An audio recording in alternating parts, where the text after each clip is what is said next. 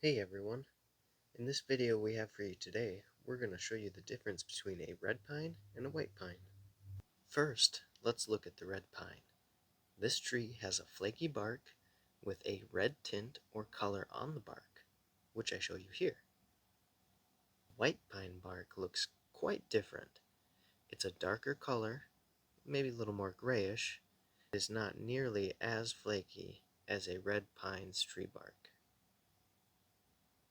In this stand of pine trees, you can see a group of white pine on the right, and look at how the branches have many more needles on them. White pine needles have a more lighter green tint to them, which is on the right, and grow in groups of about 5, while the red pine needles have a darker tint of green to them, which is on the left, and grow in groups of about 2. So a white pine might look fuller than a red pine, like in this picture. The white pine group on the right appear fuller, meaning having more of an abundance of needles, than the group of red pine that seem to have more open spots between the branches due to the less needles in a group.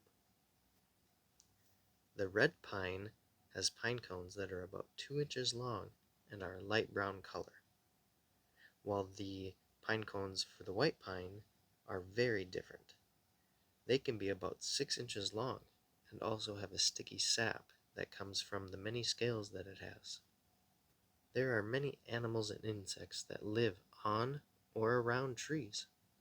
Can you spot the insects in these photos?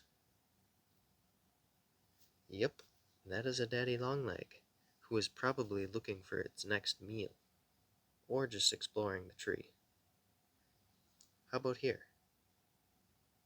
The tiny little guys here are ants, and they most likely are looking for tiny aphid bugs that live on plants and trees to protect them, because they will provide the ants with a substance called honeydew, which the ants use as food.